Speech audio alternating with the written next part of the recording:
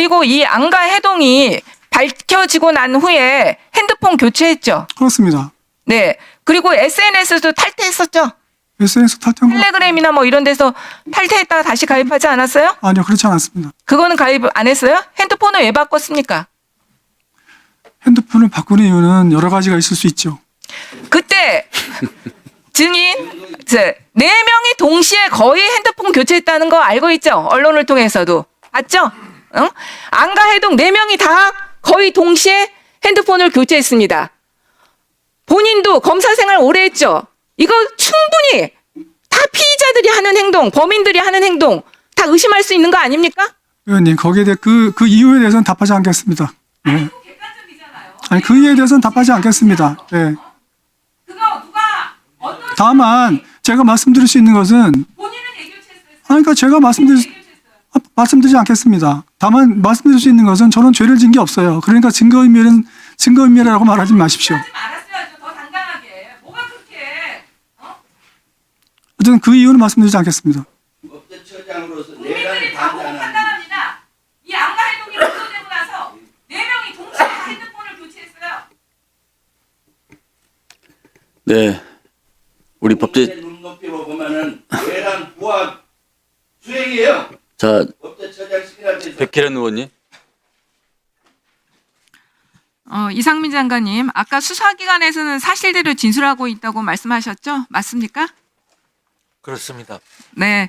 그 수사기관에서 사실대로 진술하고 있다고 그러는데요. 요번에 윤석열 공소장에서 어떻게 보면 유일하게 추가된 내용이 대통령 집무실로 다시 들어온 행정안전부 장관 이상민에게 24시경, 한겨레, 경향신문, MBC, JTBC 여론조사 꽃을 봉쇄하고 소방청을 통해 단전 단수를 하라는 내용이 기재된 문건을 보여주는 등 비상계엄 선포 이외 조치사항을 지시했다는 내용입니다.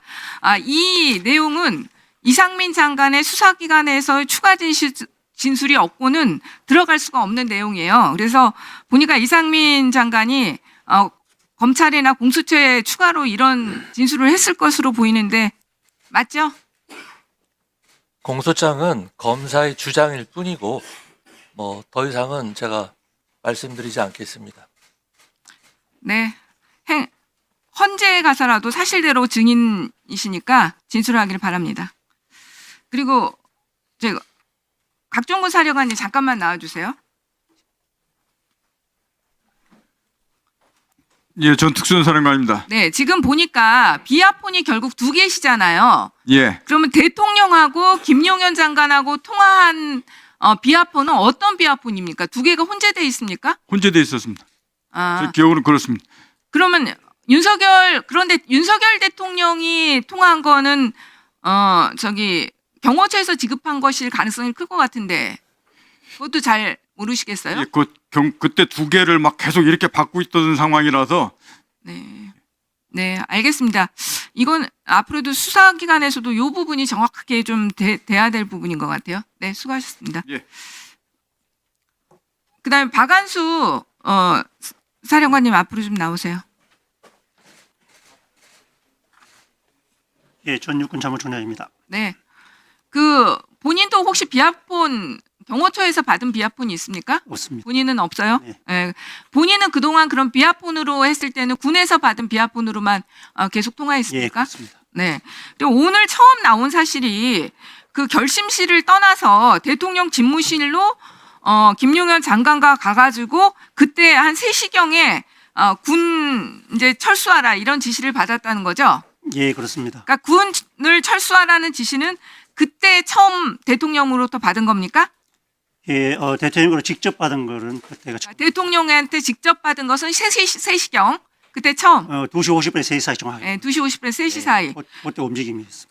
그 지금 계속해서 그 계엄 사령관의 업무와 관련해서 지금 2차 계엄 관련해서 6번에서 3시경에 그 합참으로 군 병력을 이동시킨 거에 대한 질문을 받으셨잖아요. 예, 그렇습니다. 그리고 본인이 3시에 지시한 게 맞다는 것도 확인됐습니다. 그건 아시죠? 지시한 게 아니고 지난번에 그 정책실장이 보고 드린 바에 의하면 정책실장이 6번으로 전화를 받아서 이동한다고 합니다. 보고한 거라고 그렇게 제가 들었습니다. 근데 그때는 육군본부의 움직임에 대해서 그렇게 신경 쓸 수 있는 상황도 아니었고. 근데 하여튼 본인이 최종적으로 움직이라고 승인을 했다는 게 확인이 됐잖아요. 예, 정책실장 말씀은 그런데 제가 그 관심을 가질 정도의 상황은 아니었습니다. 네. 지금 그 대통령이 군을 철수시키라고 했던 시점과 본인이 그 승인을 한 시점이 어느 게 전후로 어느 게 더 빠른 시점이에요, 그러면? 제가 승인했다는 시간을 제가 정확히 모르기 때문에 하여튼 제가 말씀하신 것은 2시 50분 3시 사이였고 이미 그 전에 병력들은 다 철수된 거 다 알고 있는 상황이었습니다. 네. 군 병력이 그때까지도 철수가 안 됐어요. 군 병력이 완벽하게 철수된 거 새벽 4시가 넘어서예요, 지금. 예, 맞습니다. 다른 부분은 제가 잘 몰랐지만 저는 수방사, 특전사와 언론에 나오는 국회에 있는 병력들이 저는 사실 다 한 줄 알고 있었고 2시 좀 넘어서 안보실장님 전화 오셔서 그 병력들이 투입되고 하면 안 된다고 말씀하셔서 제가 지금 병력 통제하지 않고 있습니다. 그러니까 2시경에 또 신원식 안보실장이 전화했어요? 본인한테? 네, 통화했습니다. 네. 새벽 2시경이요? 예, 어디 2시 좀 넘어서. 예. 새벽 2시경에 예, 예. 본인한테 전화해서 군을 철수시켜라 이렇게 얘기한 거예요? 예. 안전한 곳에 있어야 된다. 뭐 군이 안전한 투입하지 곳에 마라. 있어야 된다? 그런 말씀하셨고 제가 병력은 지금 통제를 안 하고 있습니다. 말씀드려 나도 알고 있다라고 말씀하셨고 사령관들에게 그래서 수방사령관, 특전사령관에게 전화를 해서 병력이 안전한 지역에 있는 걸 확인한 상태에서 그 대통령실로 갔었습니다. 따라갔었습니다. 지금 보니까 오늘 안보실장하고 통하고 또 용산 쪽이나 통화한 사람 있어요? 그러면 그때는 막 대통령 말고 따라다니고 움직이고 하는 상황이 그 외에는 없었습니다. 예. 안보실장하고만 한 번이에요? 2번인가 정도 한 것 같고 그 시간에. 안보실장하고 2번 통화했다고요? 예, 그 시간대 했고 그게 주로 이제 병력 철수와 관련된 내용이었고 그래서 제가 이제 특전사령관, 수방사령관에게 두 분에게 전화하면 다 철수할 것 같으니까 전화를 했는데 수방사령관은 전화가 굉장히 안 됐습니다. 여러 번 했는데 한 2-3번 한 것 같고 특전사령관은 비교적 전화가 잘 되어서 확인하니까 시민들하고도 떨어져 있고 국민들하고도 벗어나 있고 국회에 좀 이렇게 안전한 곳이 있는데 더 안전한 곳에 이동하기 위해서는 국민들과 이렇게 통과를 해야 되기 때문에 안 한다. 이런 내용의 기억이 있습니다. 그래서 저는 병력은 다 그때는 안전하게 철수된 상태였기 때문에 그것도 지금 철수 지시는 아니잖아요. 안전한 곳에 빠져 있으라는 것이지. 투입하지 말라니까 당연히 철수한 거죠. 예. 그게 어떻게 투입하고 철수하고 안전한 곳에 있으라는 지시가 같습니까? 그렇게 말씀하셨습니다. 안전한 병력들이 더 가면 안 된다. 철수해서 제가 기억을 정확하게 못하겠지만 그런 걸 정확히 그냥 인식으로 했습니다. 그래서 병력은 다 안전한 데 있다. 그래서 제가 아까 말씀드렸다시피 실로 갔을 때도 어떤 한 분이 여쭤보셨을 때 군은 다 이격대에 있어 떨어져 있습니다. 말씀드리니까 이격된 게 무슨 말이냐 물어보시길래 이렇게 떨어져 있다는 말이기 때문에 걱정 안 하셔도 오늘 됩니다. 예. 박한수 경호사령관이 제일 많은 말을 해요. 그동안은 뭐라고 하셨었냐면 상황이 종료될 때까지는 계속 군은 가야 된다. 그렇기 때문에 경험사령부도 계속 맞습니다. 분속시키고 마지막까지 그래서 또 6번도 3시에 출발시킨 거 아니에요. 맞습니다. 그래도 오늘은 좀 얘기가 많이 다르네요. 그 부분 제가 말씀드려도 되겠습니까? 시간 조금 주시면 말씀드리겠습니다. 제가 말씀드리는 그 군은 가야 된다는 건 군 전체를 말씀드린 게 아니고 상황실을 말씀드립니다. 상황실. 제가 임무 맡은 게 상황실이지 않습니까? 그러니까 상황실은 가는 겁니다. 그런데 제가 병력을 통제하거나 운영을 하고 있지 않기 때문에 실장님 전화를 받았을 때도 확인해서 말씀드렸고 이상 없다고 말씀드린 거고 상황실은 군은 훈련을 하면은 상급자가 상황 종료 AR 해야 끝나는 겁니다. 그래서 육군본부는 와도 계획도 없고 뭐 임무 수행하는 훈련도 안 하고 매뉴얼도 없기 때문에 와도 임무 수행 못 합니다. 그래서 육군본부의 움직임은 저는 전혀 신경을 안 쓰고 있습니다. 여기도 지금 정신이 하나도 없는데 거기를 다 어떻게 신경 씁니까? 그것은 그 전날 합참에서 상황실이 구성이 되면 육군본부가 올라와라. 그래서 임무를 배우고 인수인계를 하든 뭐든 하든 해야지 하는 구체적인 대화도 못한 상태에서 올라와라고 해놓은 상태에서 진행된 걸로 저는 그렇게 이해하고 있습니다. 사령관님. 네. 사령관님은 지금 우리 군을 병력을 통제 안 했다고 말씀을 하셨는데 네네. 조금 전에 금방 또 앞뒤가 안 맞는 말씀이 장군들 13명, 영관급 21명, 34명을 6번에서 1시 30분에 준비해서 3시에 출발시키지 않았습니까? 그건 군 통제 아니고 병력을 통제한 게 아니고 뭡니까 그게? 예, 그 부분은 상황실 구성을 하기 위한 이제 계엄 상황실을 만들기 위한 것을 그 전날 22시 40분에서 23시 사이에 아무도 없었습니다, 상황실에. 상황실을 만들라고 하는 것은 군을 통제하기 위해서 상황실을 만든 게 아닙니까? 맞습니다. 뭔가 보고를 받아야 되고 판단을 해야 되니까 참모요원이 필요하거나 사령부가 구성이 돼야 그럼 그 자체가 또 2차 계엄을 준비한 것이죠. 아닙니다. 22시 47분에 그 얘기는 장관님께서 계엄사령관은 상황실을 준비하라고 명확하게 지시를 하셨고 그래서 제가 내려가서 준비하는데 아무것도 없기 때문에 계엄과의 지원도 없는 상태고 계엄과도 아직 안 온 상태이기 때문에 오라고 한 것뿐입니다. 그건 어불성설입니다. 네, 자, 알겠습니다. 저 뉴욕 증인 앞으로 좀 나와주세요.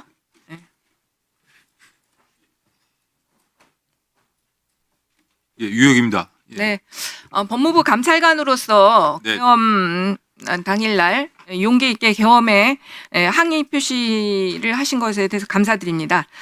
근데 조금 아쉬움도 있어요. 그때 조금 네. 있었으면 이 법무부가 실제로는 이 계엄에 있어서 큰 역할을 할 수 있는 부서로 보이잖아요. 실제로 이제 경찰력이나 이런 동원은 이제 경찰이나 이제 군 하겠지만 이후에 사법 문제와 관련해서는 법무부의 역할이 있을 텐데 네. 그게 조금 더 어떻게 보면 알 수 있었던 부분들이 너무 빨리 나오셔서 좀 알 수 없었던 아쉬움이 좀 있는 것 같습니다. 어떤 그 당시 상황을 조금 구체적으로 말씀해 주시겠습니까? 몇 시쯤에 법무부에 모였고 어떤 사람들이 모여서 저도 어떤 뭐 행동을 언론 보도를 보고 네. 계엄 선포가 된 걸 알았고요. 그 법무부에 출근하면서 뭐 나름 판단을 했습니다. 뭐 계엄 선포는 당연히 뭐 말도 안 되는 상황이고 이게 뭐 현실 인식이나 혹은 위법하고 위법한 계엄 선포라고 저는 확신을 가졌고요. 어찌됐든 간에 계엄 선포는 뭐 당신이 마음대로 하셨는지 모르겠지만 그걸 따르고 안 따르고는 제가 저의 마음대로 할 수 있는 거고 제가 결정할 수 있는 영역이라고 생각을 했기 때문에 법무부에 몇 시에 청사에 들어가신 거죠? 제가 12시쯤으로 추정됩니다. 제가 사직서를 제출한 게 00시 09분이니까 아마 저 12시 직전이었을 것 같습니다. 12시 직전쯤에 어느 단위까지 이렇게 회의하겠다고 연락이 온 건지 아시나요? 제가 그때 당시에 이제 실국장 단톡방에서 실국장들이 모이라는 그 비상소집 지시가 있었다는 그 단톡 메시지를 받고요. 기조실장이 그 메시지를 올려가지고 다른 실국장들이 다 그거 보면서 지금 바로 출근한다고 이렇게 글을 올리는 걸 보고 저도 그걸 보고 바로 법무부 과천으로 출발을 했습니다. 과천에 도착하셔서 뭐 회의 안건이라든지 그런 것을 받은 거는 없습니까? 저는 뭐 최소한 이게 어떤 회의인지 성격은 확실히 파악을 해야 될 것 같아가지고 제가 뭐 여러 차례 언론에서도 말씀드렸습니다만 들어가자마자 장관이 얘기하는 걸 말을 잘라버렸습니다. 상당히 기분 나빴던 것 같기도 한데 말을 자르고 제가 이게 혹시 계엄 관련 회의입니까? 라고 여쭤봤고 장관이 예 그래요 라고 말씀하시길래 저는 그냥 제 결심했던 바대로 그냥 그렇다면은 저는 뭐 따를 생각이 전혀 없고 계엄과 관련 지시라던가 명령은 전혀 이행할 생각이 없습니다. 그렇기 때문에 이 자리를 떠나겠습니다. 사직하겠습니다라고 표시하고 바로 문을 그러니까 거들고 그때 나왔습니다. 박성재 법무부 장관 분명히 계엄 관련 후속 조치를 위한 회의다. 그거는 그렇게 얘기를 한 거예요. 그 당시 네 그래요라고 말씀하셨고 제가 그 이후에 몇몇 뭐 제가 이름을 밝히긴 그렇습니다만 실국장하고 통화를 해본 바에 따르면 계엄 선포 이후의 뭐 상황을 논의하는 회의였던 것으로 보입니다. 그리고 그때 당시에 뭐 제가 사직서를 제출하겠다고 했을 때 박성재 장관의 뭐 모습이라던가 이런 것을 보면 뭐 최소한 지금 뭐 밝혀진 사실에 따르면 8시 40분 정도에는 최소한 그 계엄 선포라는 상황을 알고 있었던 것으로 생각되는데 저보다 생각할 시간이 2시간, 3시간 이상 더 있었을 것으로 생각되고 그 당시에 그 자리에 앉아 있어서 그 박성재 장관이 했던 행동은 그 계엄 선포를 부정하거나 뭐 불법이라고 생각한다던가 뭐 의구심을 갖고 있었다든가 뭐 그런 사람의 행동이라고 저는 보기 어려웠어요. 그러니까 법률을 관장하는 대통령의 그리고 법적参谋라고 할 수 있는 박성재 법무부 장관이 계엄에 관한 문제의식은 전혀 없고 그것의 후속 조치를 이해가기 위한 행동들을 한 것으로만 보인다 이렇게 저는 그렇게 생각할 수 판단하는 거죠. 네네. 그리고 지금 그 헌법재판소에 지금 헌법재판관 임명과 관련해서 지금 헌법재판소에는 단호하게 헌법재판소의 결정이 내려지면 그것을 따라야 하고 따르지 않는다면 이원 위법한 행동이라고 말을 하고 있습니다. 그것에 대해서 본인의 의견은 어떻습니까? 박성지 장관이 그렇게 아니 이제 헌법재판소에 지금 이제 마은혁 헌법재판관 임명과 그 부분은 관련한- 제가 뭐 예. 증인으로서 말씀드릴 수 있는 건 아닌 거. 아니 법률가시기도 하시잖아요. 예. 뭐 저도 의원님 말씀하신 네, 거에 법률가로서의 그러면 관점을 얘기해 주세요. 헌법재판소에서 당연히 결정의 취지라던가 앞으로 결정의 효력에 대해서도 어느 정도 설시가 있을 것으로 판단이 되고 누구나 거기에 따라야 된다고 생각합니다. 네, 잠깐 들어 예. 멈춰 주시고요. 김봉식 청장하고 저기 오부명 공공안전처장님 양쪽으로 나와 주세요.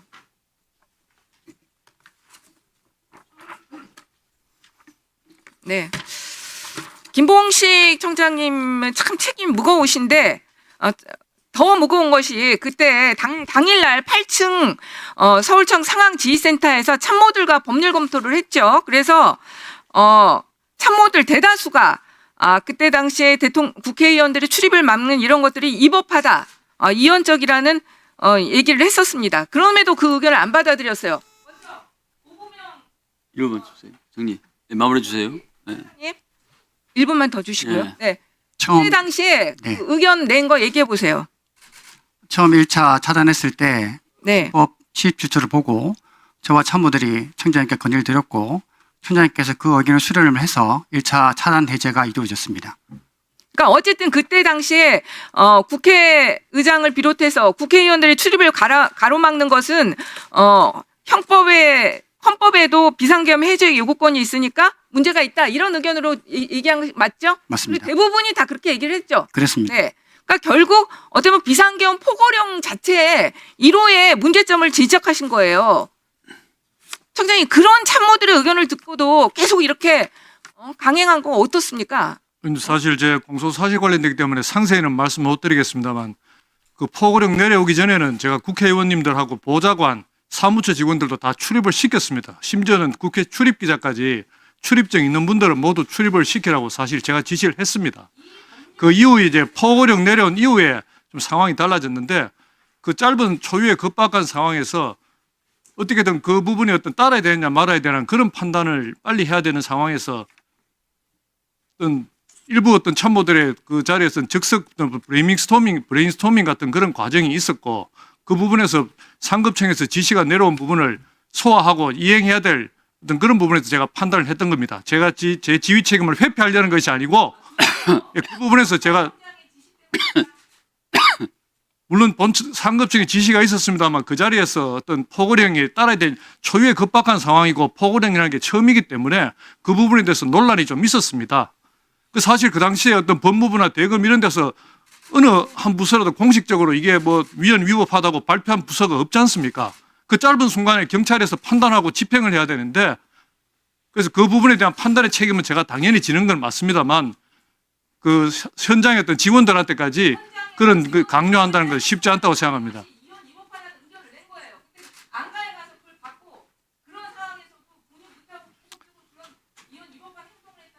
의원님 그 포고령 이전에는 제가 대통령 계엄 선포만으로는 국회의원님들 출입을 막을 수 없다 해서 출입증 있는 기자들까지 출입을 제가 시켰습니다. 그래서 그 부분을 좀 이렇게 얘기해 주시면 좋겠습니다. 예. 백혜련 네. 질의해 주세요. 네.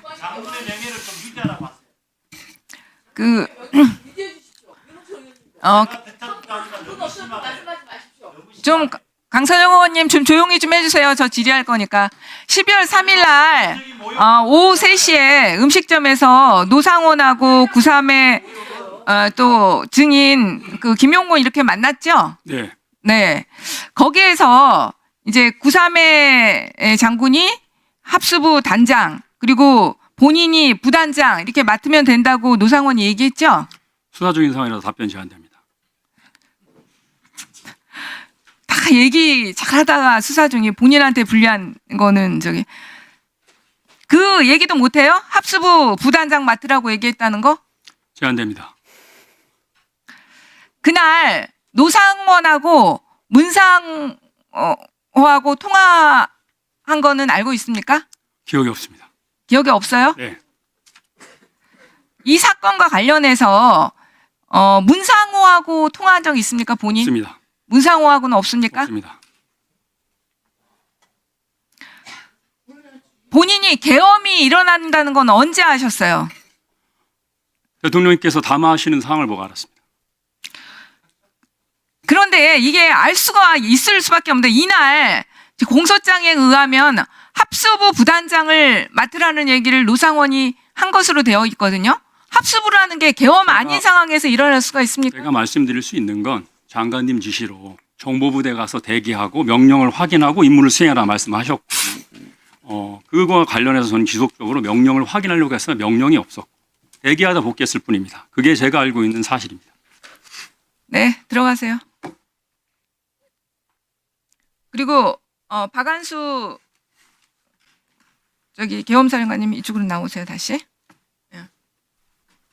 예, 아까 하시려다가 말았는데 한 가지만 하게요. 그러니까 계엄 해제되고 나서 그 국방부 장관을 찾으러 가니까 그때 대통령하고 국방부 장관이 오고 있었다는 거예요. 그래서 결심심에 들어갔잖아요. 네, 맞습니다. 그러니까 본인은 계엄이 기다리는데 오셨습니다. 네. 해제되는 걸 보고 군인을 철수시켜야 된다는 얘기를 하려고 국방부 장관을 찾아가려고 했다는 거죠? 예, 밑에서 그런 얘기가 나왔었습니다. 근데 네. 이게 어떻게 하는지 그거는 저 위에서 해야 되는 거 우리가 하는지를 모르지 않습니까? 그래서 어떻게 해야 되냐. 그러니까 물어갔는데 그리고 결심실에 들어와서도 그럼에도 불구하고 군인들에 대한 철수 명령은 그때 안 떨어졌고 그때는 안 나왔어요. 예, 계속 안 떨어졌고 네. 새벽 3시경이나 돼가지고야 예. 그때야 군인 철수 명령이 내려온 맞습니다. 거죠. 2시 50분. 그러니까 지금 계엄 해제가 1시에 됐다고 생각하면 2시간의 공백이 그 시간에도 여전히 그 군인 철수에 대한 지시는 내려오지 않았다.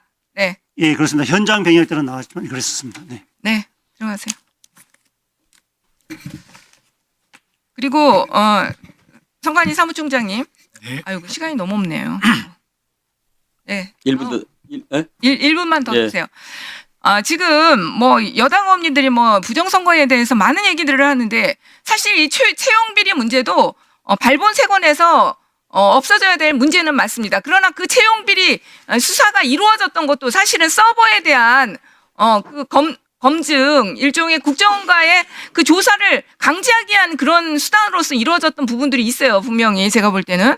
그리고 선관위원장의 중립성의 문제를 제기하시는데 지금 중앙선관위원 대통령 3명 그 국회에서 3명, 대법원장 지명 3명 아닙니까? 네. 사실 대통령, 국회, 대법원장 여기에서 그나마 정치적 중립성을 가장 담보할 수 있는 중앙선관위원님들하고 본다 보면 사실 대법원장 지명이 그나마 여러 진영에서 그나마 중립성을 담보하는 인원들이라고 볼 수 있는 거잖아요.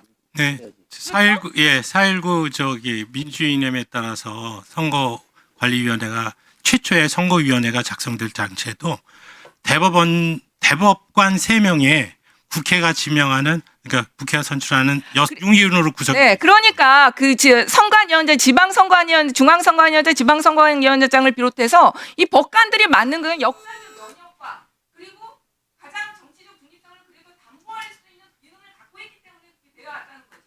네. 다만 지금 지적하시는 바와 같이 책임성이나 효율성 측면에서 문제가 있는 건 맞습니다.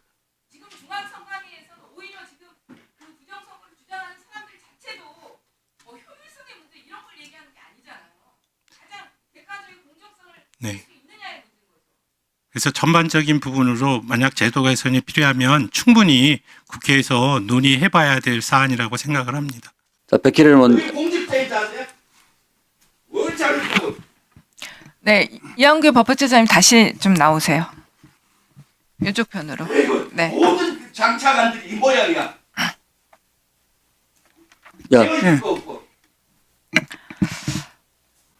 오늘 처장님께서는 답변하실 때 국민의힘 의원님들이 답변하실 때하고 지금 이제 민홍철 의원님 다른 의원님들이 질문하실 때 태도가 저는 확실히 달랐다고 생각합니다. 아까 국민의힘 의원님들이 법률적인 문제에 대해서 질의를 하셨을 때 논란이 있는 부분들, 다수설, 학설 여러 가지 있는 부분에서 너무나 자신 있게 개인의 의견을 정말 국민의힘 쪽에서 원하는 대답을 하셨어요. 그런데 지금 계엄의 요건과 관련해서는 사실 법조인이라면 누구나 자신 있게 그때 당시의 상황은 계엄이 뭘 할 수 있는 상황은 아니었다고 다 판단합니다. 어떻게 그때 대한민국의 상황이 전시사변 그에 준하는 사태가 일어난 상황으로 볼 수 있습니까? 그건 누구나 다 자신 있게 얘기할 수 있다고 봐요. 근데 그것 자체도 지금 법률적인 판단을 내릴 때가 아니다. 재판 중이기 때문에 그렇게 답변하셨거든요. 저는 아까 여러 가지 법률적인 질문들에 대해서 그런 자세를 견지했다면 이렇게 많은 의원님들께서 문제 제기를 하지 않으셨을 거라고 봅니다. 자세가 완전히 다른 거예요. 그 사인 해동과 관련해서 안가에서 이상민 장관이 먼저 전화했습니까? 법제처장님이 먼저 전화했습니까?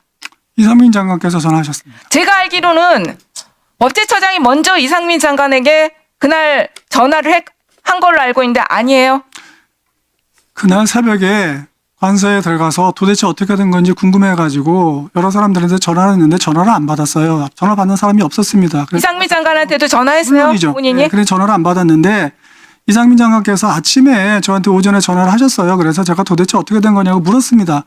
그랬더니 그냥 그렇게 됐다고만 말씀하셔서 알았다고 전화를 끊었는데 그 이후에 오후에 다시 전화 오셔가지고 오늘 저녁에 시간 되냐 저녁 먹어도 되냐라고 해서 내가 시간 된다고 그래가지고 갔던 겁니다. 그러니까 본인이 먼저 전화를 했고 그 다음에 나중에 이상민 장관이 와서 오전에 통화했고 오후에 또 이상민 장관이 또 와서 통화했다. 이렇게 되는 거예요? 그렇습니다. 본인 그리고 이 안가 해동이 밝혀지고 난 후에 핸드폰 교체했죠. 그렇습니다. 네. 그리고 SNS도 탈퇴했었죠. SNS 탈퇴한 거 텔레그램이나 뭐 이런 데서 탈퇴했다가 다시 가입하지 않았어요? 아니요, 그렇지 않았습니다. 그거는 가입 안 했어요? 핸드폰을 왜 바꿨습니까? 핸드폰을 바꾸는 이유는 여러 가지가 있을 수 있죠. 그때 증인 4명이 동시에 거의 핸드폰 교체했다는 거 알고 있죠? 언론을 통해서도 봤죠? 응? 안가 해동 4명이 다 거의 동시에 핸드폰을 교체했습니다. 본인도 검사 생활 오래 했죠? 이거 충분히 다 피의자들이 하는 행동, 범인들이 하는 행동 다 의심할 수 있는 거 아닙니까? 의원님, 거기에 대해 그 이유에 대해서는 답하지 않겠습니다. 네. 아니, 그 이유에 대해서는 답하지 않겠습니다. 네. 그거 누가 어떤 다만 제가 말씀드릴 수 있는 것은 본인은 예교체했어요. 그러니까 제가 말씀드리지 않겠습니다. 다만 말씀드릴 수 있는 것은 저는 죄를 진 게 없어요. 그러니까 증거인멸이라고 말하지 마십시오. 알았어야죠. 더 당당하게. 뭐가 그렇게 어쨌든 그 이유는 말씀드리지 않겠습니다. 법제처장으로서 국민들이 내란을 다 보고 반대하는 판단합니다. 이 안가 해동이 보도되고 나서 4명이 동시에 핸드폰을 교체했어요. 네. 우리 법제 눈높이로 보면은 내란 부합 수행이에요. 자 법제처장실이라 돼서 백혜련 의원님 질의해 주십시오. 마지막이야. 저 김용빈 총장님, 네. 오늘 윤석열 피고인이 헌재 재판소에서 선관위 병력 투입은 본인이 직접 지시했고 엉터리 투표지가 많이 나왔기 때문에 선관위에 병력을 투입 지시를 했다는 얘기를 했어요. 엉터리 투표지가 많이 나옵니까? 그러니까 한두 장 아까 총장님도 말씀하셨지만 소수 정말 그 본투표에 들어갔을 때 이상한 행동을 하는 투표인들이 있다는 얘기는 하셨잖아요. 네, 지금 대통령 측에서 지금 그 전에 탄핵 그 심판 과정에서 제출한 증거 이런 부분들은 대부분 21대 국회의원 선거와 관련해서 지금 문제됐었던 그 투표지에 대한 내용들입니다. 그런데 다 그것들은 문제가 없는 걸로 이미 밝혀진 네, 것들이죠. 대법원에서 그렇게 그러니까 가짜 판단이 뉴스잖아요. 됐다는 겁니다. 네, 가짜 뉴스. 압수수색도 됐던 사건들이 많잖아요. 실제로 그 투표지 관련해 가지고 뭐 비례대표 관련해서 제가 보니까 그 압수수색 됐었는데 다 문제 없는 걸로 그러니까 결론 난 거예요. 압수수색이라는 개념이 아니고 네, 이제 법원의 검증을 거친 겁니다. 네, 법원의 검증. 예, 검증 절차. 압수수색도 된 사례가 있는 것 같던데요. 제가 보니까. 근데 어쨌든 그 윤석열 대통령 측에서 주장하는 것은 다 이미 재판 과정도 다 거친 것이고 법원의 검증도 거쳐서 문제 없는 것으로 밝혀진 가짜 뉴스다.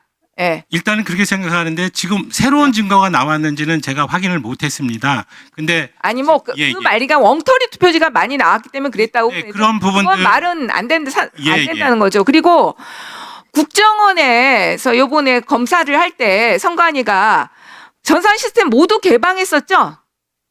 그냥 계속 말씀을 드리지만 그 검증을 받기 위해서는 해킹이 가능한지 여부의 기술적 그것을 하기 위해서는 방화벽이라든지 기타 또 그 비밀번호라든지 이런 부분들 그다음에 설계도 그 서버 설계도 이런 것을 전부 제공을 해줘야 실제적으로 작업이 빨라지고 그렇게 그러니까 실제로 그것을 다 검토하고 뭐 이거는 국정원이 알아서 할 거고 어쨌든 선관위에서는 모든 것을 살펴볼 수 있도록 네 조치를 자료를 다 취해줬다는 네네 한 거잖아요. 네. 그렇죠? 더 이상. 그러니까 참 이렇게 일국의 대통령이었던 사람이 이렇게 음모론에 빠져서 이렇게 한다는 게 참 국민들 입장에서 너무나 안타까운 일입니다. 그리고 저기 법제처장님 전공 분야 물어볼게요. 내란죄는 추상적 위헌범이죠. 그러니까 행위 자체가 현실적인 위험을 야기하지 않아도 일반적인 위험성만 인정되면 결과가 발생하지 않더라도 구속 요건이 충족되는 범죄죠. 내란죄. 그렇게 알고 있습니다. 네, 내란죄는 추상적 위헌범입니다. 네, 1분만. 오늘 윤석열 대통령이 결과적으로 아무 일도 안 일어났기 때문에 문제없다. 이런 취지로 진술을 했어요. 그런데 이 내란죄는 추상적 위헌범이기 때문에 결과적으로 정말 내란죄가 성공하지 못한 거니까요, 지금. 결과적으로 아무 일이 일어나지 않았다 하더라도 이미 내란죄의 구속 요건은 충족할 수 있는 거죠. 내란죄가 인정된다고 하면은. 그렇죠? 그렇습니다. 네. 그러니까 도대체가 법률가라는 대통령이 결과범과 추상적 위헌범조차 구분하지 못하고 이런 헛소리를 한다는 게 정말 안타까울 뿐입니다. 네. 네, 백현원 의원님 질의하십시오. 사령관님 잠깐 이쪽으로 나오세요. 네. 예, 국정원 중장입니다. 네, 그동안 대통령하고의 통화만 많은 의원님들이 질의하셨는데 그 이진우 사령관하고 이 계엄 과정에서 통화하신 적 몇 번이나 있습니까? 그 당일날 말씀하시는 겁니까? 일단 당일날은 그 헬기 문제로 한번 통화하셨죠. 그거는 확인이 될 것 같고 예. 헬기 문제 빼고 또 통화하신 적 있나요? 정확하게 횟수는 기억을 못 하겠는데 헬기 때 관련된 그 공영 문제 때문에 전화한 건 분명히 있고 네. 그다음에 우리 1여단하고 707 관련된 그것 때문에 그 중간에 한두 번씩 통화하고 서로 먼저 저한테 전화한 적도 있고 이렇게 통화했던 기억이 있습니다. 그러니까 내용이 뭐였어요? 그 국회 상황과 관련된 것들이었는데 제가 정확하게 그때 내용들을 솔직히 다 기억나지는 않습니다. 국회 당시 상황과 관련해서 그 우리 1여단 들어가고 뭐 707 들어가고 이런 상황들이 같이 이렇게 협조 문제 때문에 했던 내용들이 있었던 것 같습니다. 수방사도 국회에 진입하기로 원래는 돼 있었던 거죠? 수방사도. 저는 그러니까 그렇게 그 알고 문제에 있습니다. 대해서 그 이진우 사령관하고 구체적으로 좀 통화하신 게 있는가 싶어서 물어보는 거예요. 그 안에 들어가는 걸 네, 관련된 네. 말입니까? 국회에 국회에 진입하는 것. 저도 기본적으로 같이 그렇게 하는 거는 알고는 있었는데 그때 당시에 뭐 그 들어가서 어디까지 너는 어떻게 들어가고 이렇게 하고 뭐 이렇게 논의하고 그럴 상황은 아니었습니다. 근데 이제 수방사도 당연히 특전사가 먼저 들어갔고 수방사도 들어오는 걸로 알고서 이렇게 통화하신 거죠, 그러니까. 저는 기본적으로 그렇게 알고 있었는데 그 상황을 당시에 논의하고 그러지는 않았습니다. 그리고 그 계엄 해제되고는 그럼 이후에 통화하신 적은 있습니까? 계엄 해제된 이후에 제가 나중에 한번 통화할 때 말씀드렸듯이 넌 어떻게 이게 철수했냐? 그래서 특전사 빠지는 거 볼 때 같이 나왔습니다라고 했던 그 통화했던 분만 기억이 있고 나머지들도 그 다음에 이후에 이제 직무정지되고 빠지고 나기 전에 뭐 이사 문제하고 너는 어떻게 하냐로 그러니까 그냥 일상적인 대화를 하면서 통화했던 기억도 있습니다. 국회의원 체포와 관련해서 통화한 적은 없습니까? 직접적으로. 아니, 체포는 없습니다. 국회의원 체포와 관련해서는. 체포는 없습니다. 그거와 관련해서는 통화는 하지 않았다. 예. 이야기는 하지 않았다. 예, 체포 관련된 통화하거나 뭐 이렇게 논의했던 것은 없습니다. 네. 지금 이제 각 사령관님 이제 내일 모레 헌재에서 이제 증인으로 나가서 진술하시게 되잖아요. 예, 그렇습니다. 제가 이제 지금 각 사령관들이 본인의 무죄 판결을 위한 방편으로 또 다시 이제 법정에서 진술을 거부하고 또 거짓 또 진술하는 그런 경향을 지금 보이고 있습니다. 그래서 각 사령관님께서 일본 예, 저 지금까지 앞서서 제가 알고 있는 사실들 분명히 말씀드려 왔고 12월 1일도 제가 알고 있는 지금까지 말씀드렸던 내용들을 그대로 다 진술을 하겠습니다. 네, 끝났습니까? 네.